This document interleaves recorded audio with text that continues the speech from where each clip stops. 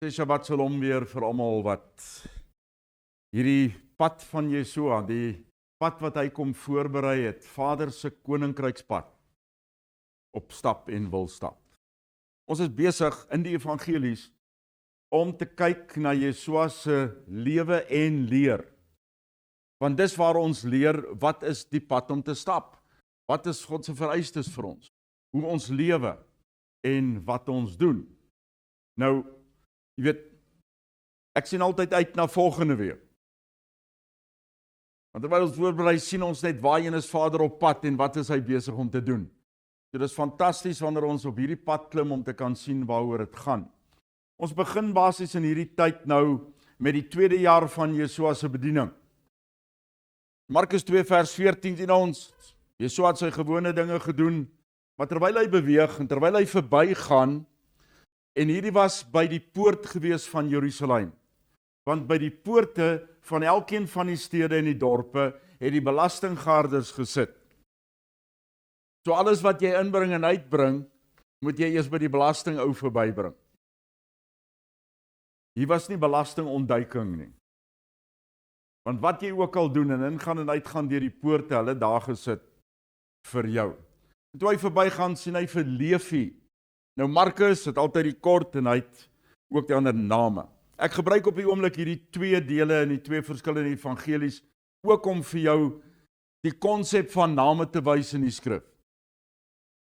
Baie mense in die skrif het twee name waarin hulle bekend was. Nou daar's verskeie redes daarvoor in die omgewing waar hulle gebly het, maar hier is maar net 'n deel daarvan sodat ons kan sien. So moenie as 'n naam skielik anders is in die skrif, dink dit is 'n ander persoon nie. Gaan kyk eers. Moses se skoonpa het twee name gehad wat op twee verskillende plekke geopenbaar word. En net so ook sien ons nou vir Levi. Die seun van Halfai by die plek van belastingvordering sit en hy sê vir hom, volg my, en hy het opgestaan en hom gevolg. In Matteus se weergawe van presies dieselfde storie sien ons ook Matteus se, omdat hy dit self ook geskryf het, maar ons sien net so 'n bietjie 'n ander aanslag. En wanneer ons kom ook by die saligsprekinge en by die seëninge wat uitgespreek word oor hulle wat hierdie pad stap, dan sal ons Matteus se Joodse aanslag, hy kom vanuit Juda, sal ons dit baie duideliker ook sien. Hy kom vanuit hulle wat deel is van die volk wat God gekies het om sy voorbeeld te wees in hierdie wêreld. Toe jy so daarvan verder gaan, sien hy 'n man wie se naam Matteus was. Is dit nou Levi of is dit Matteus? Is al twee. Want dit is hoe die mense bekend gestaan het afhangende en watter kring hy op daardie oomblik geloop het. Wat by belastingstadetjie sit en hy sê vir hom, kom saam met my. Twee verskillende, ek wil amper sê gesindhede waaruit dit gesê word. Volg my. Daar is amper 'n onpersoonlikheid hierin.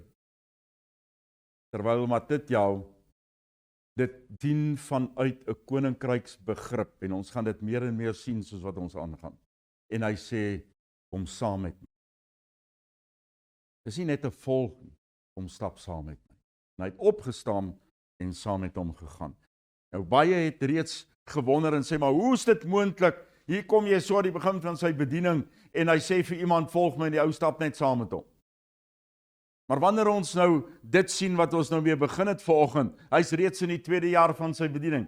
Yeshua is reeds besig om vir amper 'n jaar en 'n half rond te loop en rond te gaan en mense ken sy lering en weet waaroor dit gaan. En nou kom die konsentrasie van dit wat hy sê net meer en meer ook deur.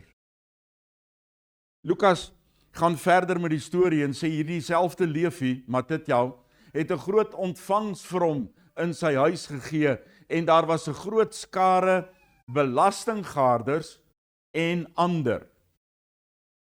Dit is interessant dat Lukas dit net so stel, want ons sal nou sien wie hierdie ander was wat die Fariseërs geïdentifiseer het, wat saam met hulle aan tafel gesit het.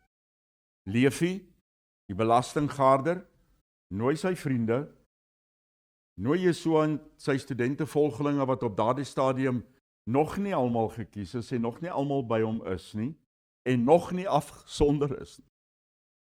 Ons kom net nou daarby eers. Wat saam met hom aan tafel gesit het. Niks word gesê van sy studente-volgelinge nie. Ons mense mis die detail, die spesifiekheid van dit wat kom en julle sal net nou sien hoe kom nie. Wat dit jou gaan aan?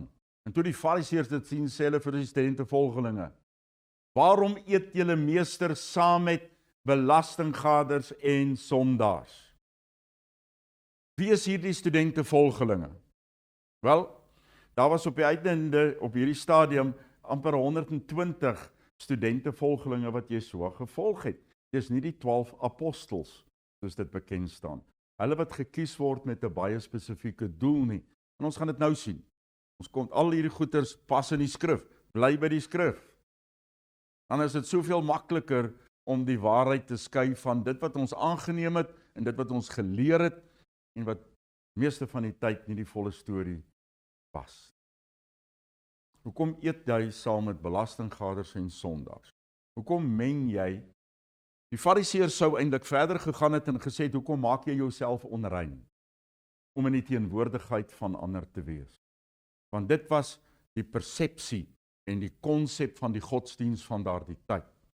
En dit is hoekom ek dit nou sê ook, want stap vir stap, veral met die seëninge wat Jesua uitgespreek het, gaan ons duidelik sien hoe hy hierdie persepsie van die godsdiens afbreek. Toe Jesua dit gehoor het, sê hy vir hulle, die wat gesond is, het nie 'n dokter nodig nie, maar die wat siek geword het. Ek is tussen hulle wat die woord van waarheid nodig het. Ek is tussen hulle wat wil hoor. Ek praat met hulle wat dit nodig het. En dan gaan ons sien verder in Jesua se bediening, sê hy dan vir hulle duidelik ook, want julle wil nie hoor nie. Maar gaan leer wat hierdie beteken. Ek vereis aktiewe omgee. Nou, al hierdie dinge wat Jesua elke keer sê, klink totaal en al buite plek en orde, want ons verloor die koninkryks rigting. Wanneer ons gedagtes daarin nou, Jesua verkondig wat? Die koninkryk van God is naby. Koninkryk van God is hier. So wat sê Jesua? Ek verwag nie al julle godsdiens nie. Gaan leer wat dit beteken. Julle kla omdat ek hier sit tussen sondaars en belastinggaarders, mense waarvan julle nie hou nie. Maar julle bedryf 'n godsdiens om God te probeer tevrede stel. Kan jy hoor wat die agtergrond is van dit wat in daardie tyd gebeur het? En daarom sê hy vir hulle, ek vereis aktiewe omgee. Is nie Jesua wat dit sê nie. Hy sê, gaan leer wat dit beteken, want hy haal die skrif aan. Ek vereis aktiewe omgee en nie offers nie. Dit wat ek nou net gesê het, met ander woorde, julle godsdiens wat julle bedryf, julle wil God tevrede stel deur sekere dinge te doen. Dis nie wat God soek nie. Ek het nie gekom om onskuldiges te roep nie, maar sondaar. 'n Onskuldige het nie verlossing nodig nie. En dit is baie fyn op die oomblik hier. Want wat hy eintlik vir hulle sê is, as jy dink, jy is godsdienstig in die regte verhouding met God, as jy met ander woorde niks nodig het om te verander nie, kan ek vir jou niks doen nie. En dit, mense, is die beginsel wat ons sal sien ook in die seëninge wat Jesua uitgespreek het. Weet, die bergpredikasie, die seëninge wat Jesua uitgespreek het, is dit die begin van die deur na die koninkryk van God. En ek glo elkeen gaan daardie goed hoor soos wat jy dit nog nooit gehoor het nie. Want dit is koninkryk gerig. Dit kom vanuit die ingang, die rede hoekom jy in die koninkryk van God moet in. Ek vereis nie al jou godsdienspraktyke nie. Gee liewers om. Dit is baie skerp en is baie fyn, want hulle het nou net gesê hulle is beter as ander. Hulle het nou net gesê, wat soek jy tussen sondaars en ander? En Jesua sê vir hulle, waar is jou omgee? En daarom moet ons die heeltyd sien, Jesua is besig om die gesindheid van die koninkryk van God, om sy lewenswyse, om dit wat saak maak vir die mense te leer. En dit moet ons die heeltyd kan raak sien. En net die volgende ding, ook 'n leer wat baie verkeerd gebruik word in die skrif. Kom ons kyk na die onderwerp. In daardie tyd, so tussen hakies, soos nog steeds in Israel, is daar vir sommiges, dit hang af of jy nou orthodox is, en of jy moderne Jode is, en wat ook al, as jy ortodokse Jode, is daar 6 vastye wat uitgeroep word in die jaar. En die een daarvan, die belangrikste daarvan vir die Jode, is die dag waarop die tempel vernietig is. Die eerste tempel, en weer die tweede tempel, wat op dieselfde dag vernietig. En in hierdie maand, die maand van Af, so tussen hakies, waarop dit bereken word, en op daardie dag het hulle 'n vasdag in Israel. En hulle het nog 5 sulke ander vasdae, wat reëls en wette vir die godsdiens van Judaïsme is, waarin die Jode vas. Daar's net een vasdag, wat deur God aangekondig is. Dis Yom Kippur. 10 dae na Yom Teruah, die eerste van die 7de maand, een van die dae. Met ander woorde, hierdie is menslike instellings. Right, ons moet dit weet as agtergrond. Nou kom die mense, Johanan se volgelinge, sowel as die Fariseërs en Sadduseërs, want hulle volg die gebruike van die tyd, van die godsdiens, weer eens, wat hulle ken. Jesua sê vir hulle kom en hulle vra vir hom, maar weet, die studentevolgeling van Johanan is besig om te vas, die Fariseërs, die Sadduseërs is besig om te vas, en hulle sê vir hom, waarom vas die studentevolgelinge van Johanan, die Fariseërs, die Sadduseërs, ons wat die godsdiensleier is, ons wat weet waaroor dit gaan, ons wat afgesonderd is, hoekom vas ons, jou studentevolgelinge vas nie? Nou ek sou dalk vir hulle gesê het, waar staan in die Bybel dat jy moet vas vandag? En dit sou hulle nie kon antwoord nie. Jesua egter, in sy karakter, en in dit wat ons geleer het van hom, kom om heeltemal iets anders te sê, om vir hulle iets meer volledig te leer, sommer oor al hulle godsdienstpraktyke. Jesua sê vir hulle, kan die lede van die bruidsgroep, met ander woorde, hulle wat besig om die bruidegom en die bruid te help, die bruidshulp staan in ander evangelies, vas terwyl die bruidegom by hulle is.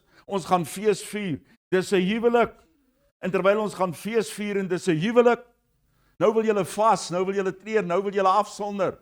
Dis nou tyd om vreugde en blydskap te hê, en dis tyd om fees te vier. Die bruidegom is hier. So tussenin sommer net weer eens wat Jesua vir hulle sê, hy is die gesalfde. En hy kom in en hy sê dit vir hulle, en dan sê hy die volgende daarby, uit Markus uit, maar nee, daar sal dae kom wanneer die bruidegom van hulle af weggevat word, en daardie dae sal hulle vas, soos wat gebeur het, toe hulle gewag het vir die Gees om uitgestort te word. Niemand werk 'n nuwe stuk lap op ou klere nie, en nou kom hy met heeltemal iets anders. Of is dit? Niemand werk 'n nuwe stuk lap op ou klere nie, anders skeur sy nuwe stuk heeltemal van die oue af, en daar kom 'n erge skeur. En die kerk se uitleg van die vers is, kyk daar, jy kan nie die wet van die Ou Testament in die Nuwe Verbond kom toepas nie, die wet van die Ou Testament het niks te doen met die Nuwe Verbond.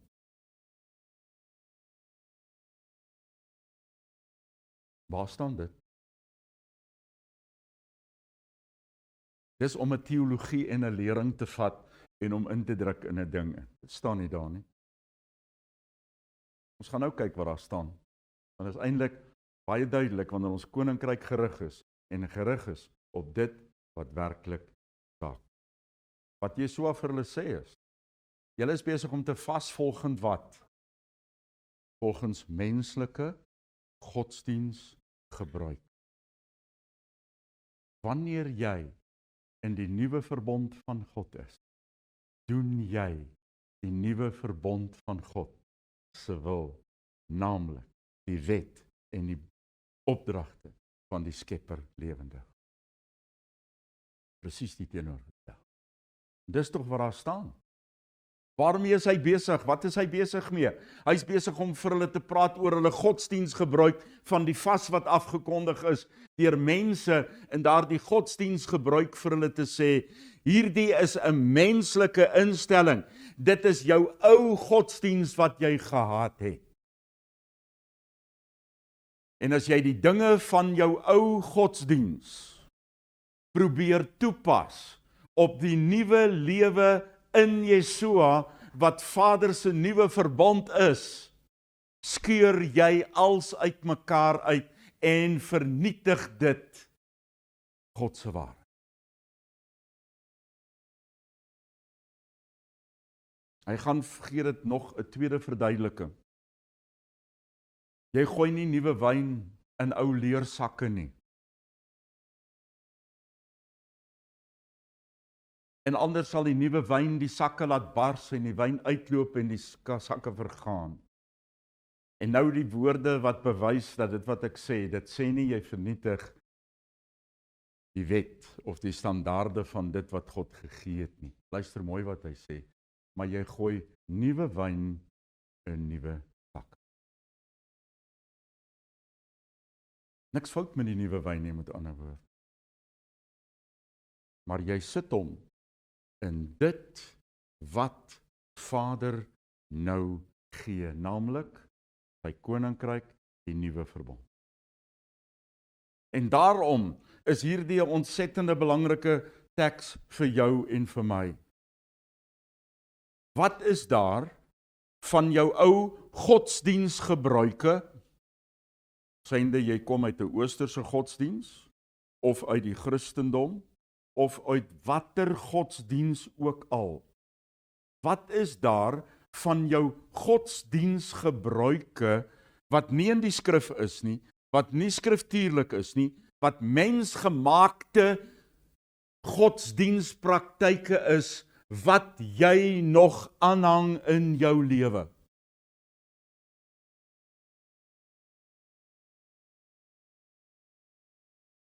Een leer van wie God is, wat in 325 na Jesua eers ontstaan het.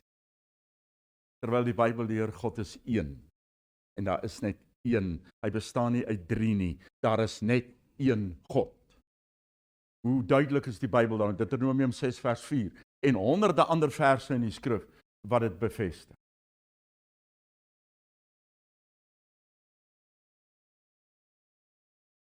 Iemand wat die hele konsep en Jesua as God probeer bewys en sê, stuur vir 'n vraag omtrent 6-7 bladsye van vrae, tekste.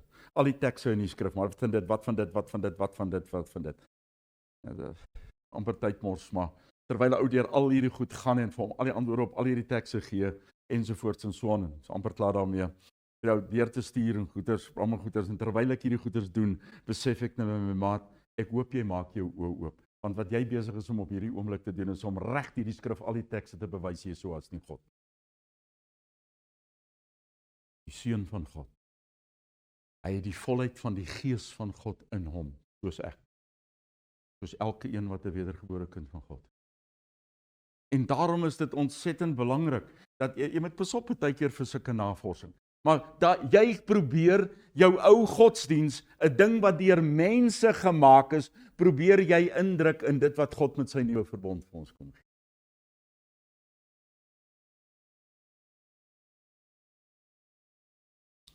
Waar kom Sondag vandaan? En ek wil dit duidelik stel, hierdie goed wat ek nou sê, dit is jy wat sal moet gaan kyk wat sê die woord van God.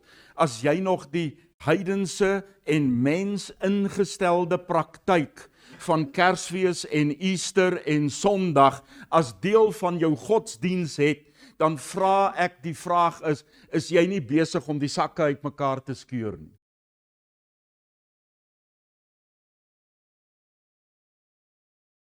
En om die nuwe verbond, en om dit wat God te gegee het, te vernietig nie.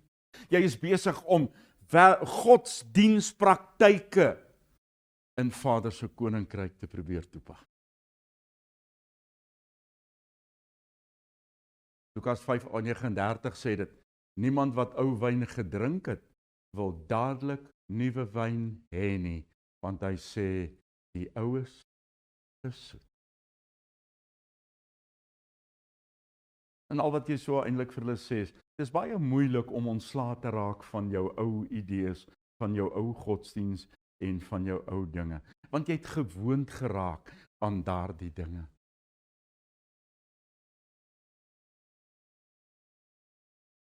En daarom is dit noodsaaklik dat ons wat nooit gewoond was uit daardie goed nie, maar wat ons wat nooit blootgestel was aan dit wat Vader se oorspronklike plan is, sal besef dat sy oorspronklike plan werk net in sy koninkryk. En daarom moet ek ontslae raak van alles wat nie deel is van die koninkryk van God in my lewe, sodat ek aanvaarbaar kan wees as deel van sy koning. En hy is duidelik, en dit is hoekom die bergpredikasie daar. Dis die ding wat mense mis. Jesua het die skare mense gesien, en hulle begin leer, omdat hy besig is met die lering van die koninkryk. Gaan kyk of jy dit kan sien, voordat ons dit gaan doen. Lukas 6:1, nou gaan dit aan. En dit was op die Sabbat. So nou kom die volgende deel van ons lering. Wat ons nou net gesê het, is die ou dinge besop vir daardie ou tradisionele mensewette. Want dit beheer jou godsdiens. Was op die Sabbat dat Jesua deur die graan geloop het, en sy studente volgelinge was honger, sê die ander evangelie. En het are gepluk, en met hulle hande uitgevryf, maar dit is mos nou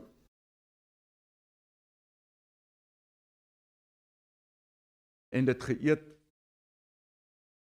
Die Fariseërs en Sadduseërs was natuurlik daar iewers en het dit gesien. Maar toe die Fariseërs dit sien, toe sê hulle vir hom, let op, die studente volgelinge doen wat nie toegelaat is op die Sabbat nie. My antwoord sou weer vir hulle gewees het, waar staan dit? Maar Jesua het 'n baie breër beeld. Jesua wil 'n lering bring. Jesua wil dit bring wat belangrik is vir dit wat dit kom. Ja, Sabbat is afgesonder. En ons sal nou sien hoe hy dit stel ook. Sabbat is Vader se dag. Ek is besig met Vader se dag op hierdie dag. Maar daar is belangriker ordes van dit wat jy moet verstaan. En die eerste daarvan is die orde van lewe. En geen redding van, beskerming van lewe kan die wet van God verbreek.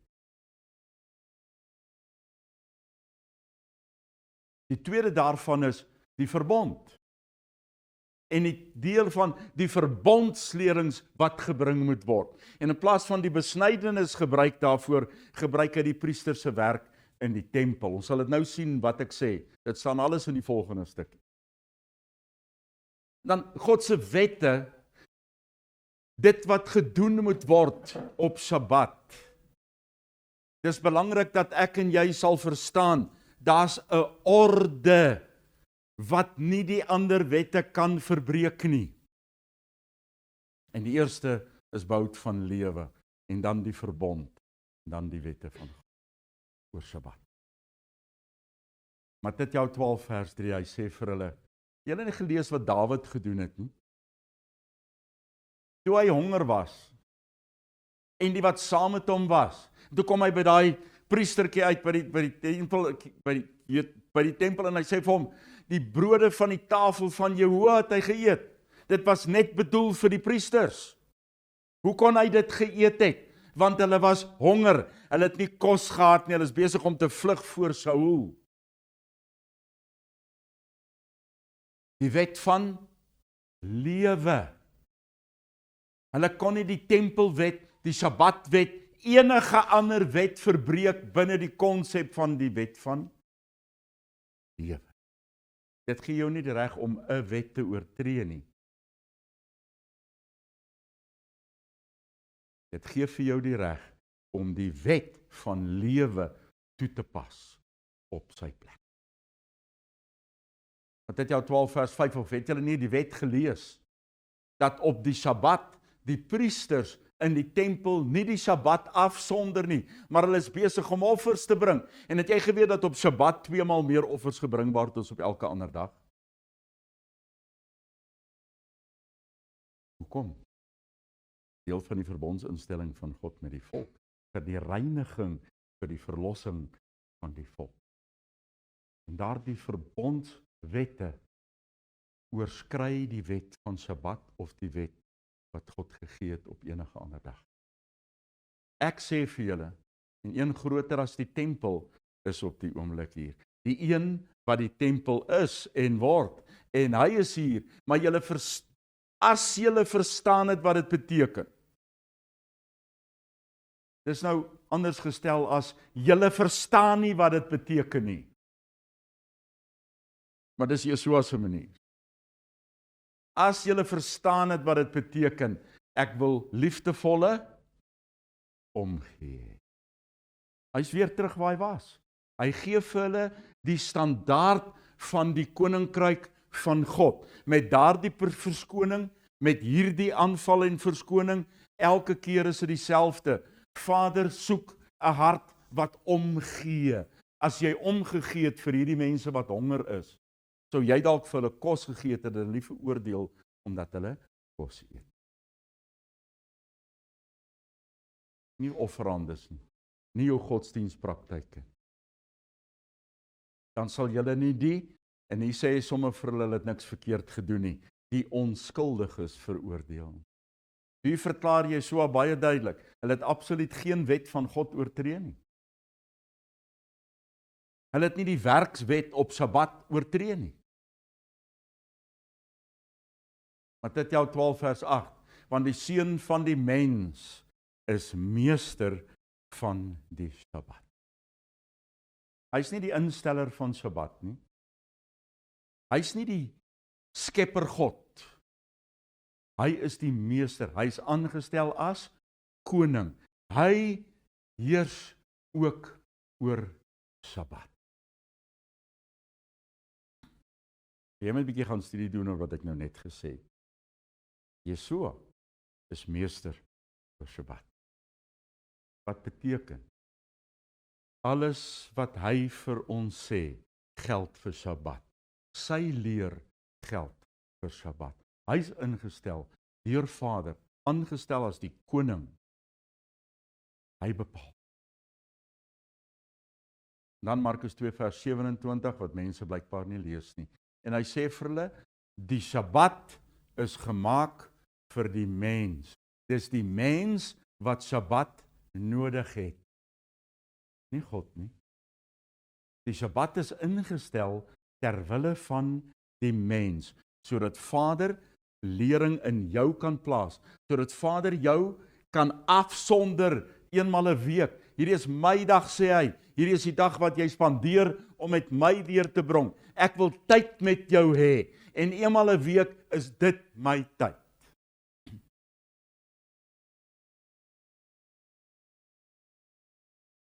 Maar die Sabbat is net vir die Jode gegee. Genesis 2 vers 2 sê vir ons, wanneer is die Sabbat ingestel? By die skepping. Hoeveel Jode was daar by die skepping?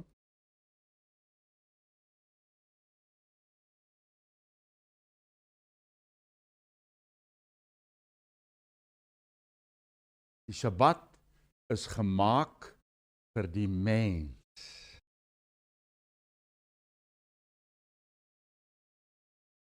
Maar anders moet ek dalk sê, dis net gemaak vir mense.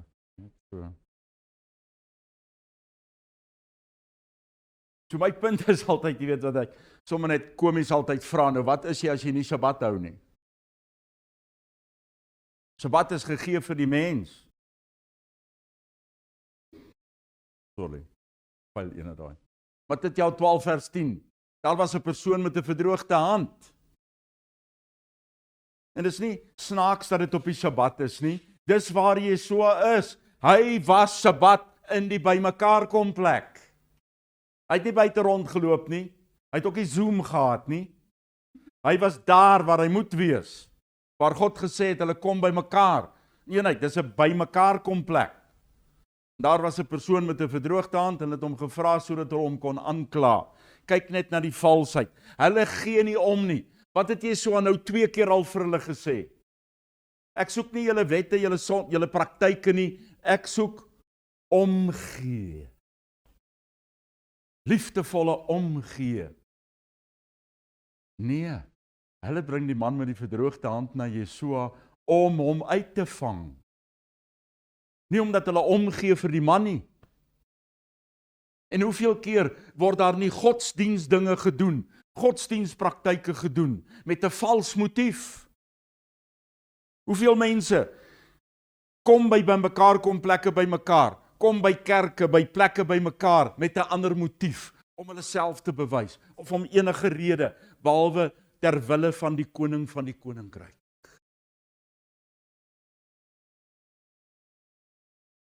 Jesua kyk reg deur hulle.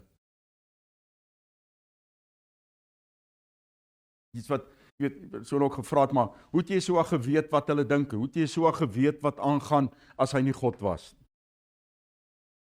Sien aan ons ook 'n probleem. Want dis hoe die gees van God in sy kinders werk. Want daar is 'n gawe van die gees van openbaring, van kennis. En dit wat God openbaar oor dit wat mense is en doen, en oor die motief van mense. Daarom is mense altyd langs, as mense hierdie dinge aanspreek en praat daaroor en kyk daarna, dan is dit omdat Vader se gees dit openbaar, want dis hoe die gawes van die gees werk in mense. En hy kyk reg deur en sê vir hulle, is dit toelaatbaar om op die Sabbat gesond te maak? En hulle het hom gekom, hulle het dit vir hom gesê, is dit toelaatbaar om op Sabbat gesond te maak? Die antwoord soos julle sal sien, is dit toelaatbaar om te gee? Wat sê ek die hele tyd vir julle? En hy sê vir hulle, wie is daar onder julle wat een skaap het, as dit op 'n Sabbat in 'n gat val, dit nie sal gryp en dit uithaal nie? Wel, hierdie is my skape. En ek sal lewe beskerm ook op Sabbat. En hy sê ook vir hulle, is dit volgens reg van die wet om op die Sabbat te doen wat goed is of wat sleg is? 'n lewe te red of te vernietig. Julle kom oordeel mense op God se Sabbat. 'n mooi manier om Sabbat te hou. Julle gebruik 'n persoon om aan te val, om skuldig te vind, in plaas van om te gee. Daarom vra hy vir hulle, is dit aanvaarbaar om goed te doen op God se Sabbat? Die wet van lewe. Hoeveel keer meer werd dan is 'n skaap nie as 'n mens? Daarom is dit toelaatbaar om op die Sabbat goed te doen.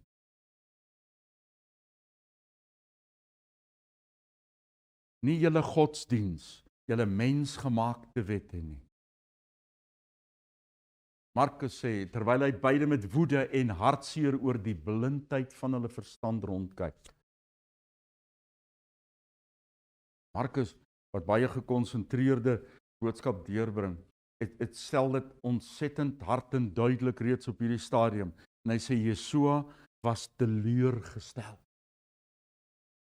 Met woede en hartseer kyk hy na die blindheid van hulle verstand.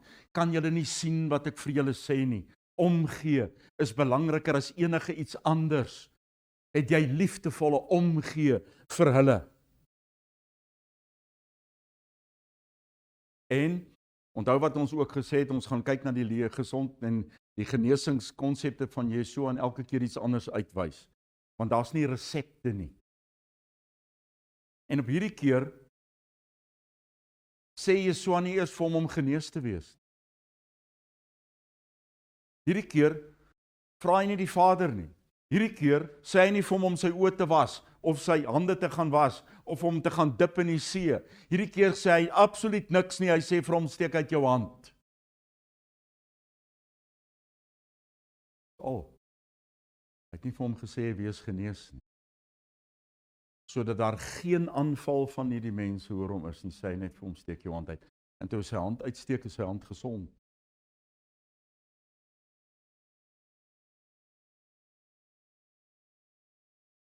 Vader werk op die manier van die oomblik soos hy wil. Dan kom Matteus 12 met hierdie gedeelte waarmee ek eintlik vandag wil afsluit, voordat ons by die salesprekinge volgende week kom, want ek wil dit graag binne een keer, as ons ooit moontlik is, doen, dat dit 'n afsonderlike lering ook is. Let op, luister wat hier staan. Hierdie is 'n aanhaling uit die profeseë uit. Let op, my dienskneg, in wie ek vreugde vind. Dit verwys na Messias. Die een wat ek lief het. Nou luister na die volgende. Die een waarna my gees verlang het. Dit was Vader se begeerte dat die gesalfde een kom. Hy het uitgesien. Dit was 'n ding wat in Vader se beplanning was. Dis sy boodskap, dis sy beplanning om die gesalfde een te gee. En hy het begeer daarna in sy gees, hy het verlang daarna. En ek sal my gees op hom sit. En hy sal oordeel aan die nasies verkondig. Ek wonder net altyd wanneer ek na hierdie goed kyk. Hoekom is dit nodig dat God die gees plaas op God?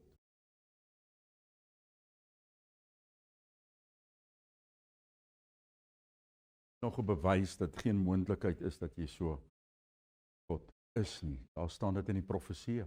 Hy sal nie stry of uitroep nie. Hy gaan nie met mense beklei nie. Hy gaan nie op die strate staan en uitroep en uitskree nie. Hy gaan hulle vat waarmee hy besig is, wat Vader vir hom gee, en hy gaan vir hulle lering gee. Kan nie stem op die strate hoor nie.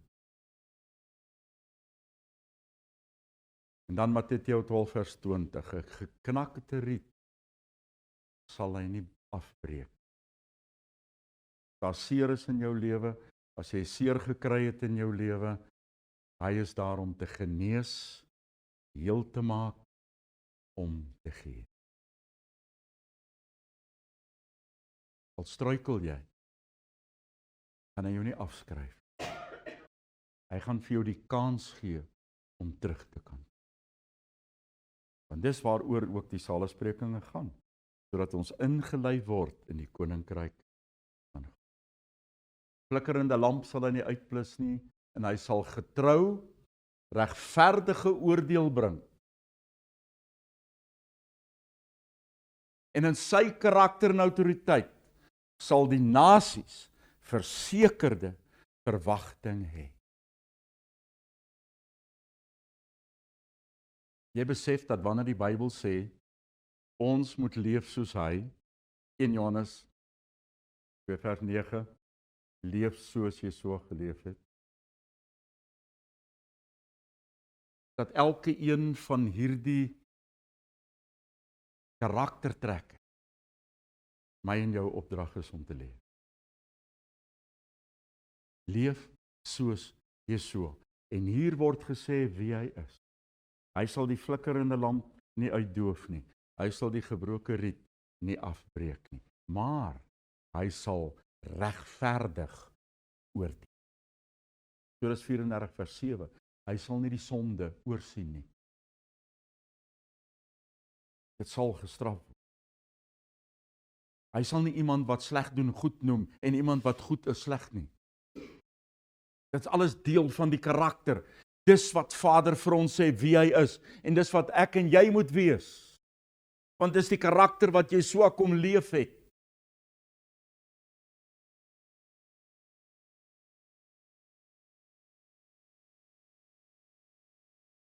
Na die aanloop van die groot vergadering wat daar gehou is, sê Markus 3 vers 7, die volgende staan ook in die ander evangelies. Jesua het saam met sy studente volgelinge na die meer gegaan. Baie mense het hom, en luister nou mooi mense, dis die belangrike konsep. Ek het verlede week die stelling gemaak. Hulle wat uit Assirië teruggekom het, Israel, die volk het kom bly rondom Israel en in Israel. En hier sien ons dit weer eens. Die mense het uitgekom en het gekom vanuit die Galil en Jehuda, twee van die provinsies binne in Israel.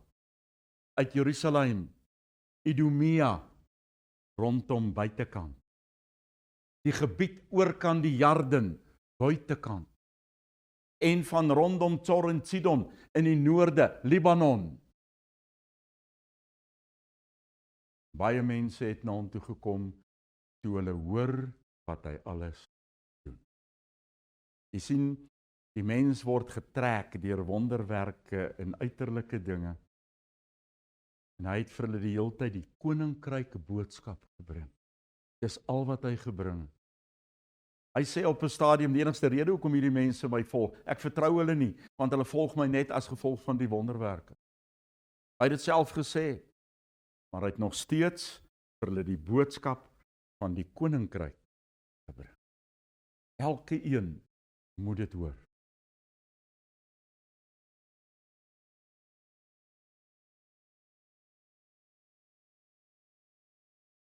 Dan kom hy en hy gaan na 'n berg. Hy sien hier die skare mense en hy klim op die berg nadat hy gaan afsonder het in gebed met Vader. En nadat hy die nag afgesonder het in gebed met Vader, kom hy af en hy sien al hierdie skare mense vir hom wag. En hy sê vir hulle, ek gaan vir julle leer van die koninkryk. Nie in soveel woorde nie. En dis mense wat die saligsprekinge, die bergpredikasie, wat dit ook al genoem is, uitbestaan. Bergpredikasie is nie net die saligsprekinge. Na die saligsprekinge is daar 'n klomp weë, en na dit is daar voorbeelde van hoe om te leef. Jesua het elke deel daarvan, het hy met hulle gedeel, en wat ons graag volgende week gaan begin, om met julle te deel. Seker een van die belangrikste konsentrasies in die lering van die koninkryk van God. Maar ek het nog nooit die lering oor die saligspreking gehoor, oor die koninkryk van God. Hierdie is Vader se standaard vir hom. Soos gewoonlik. Kom ons bid saam.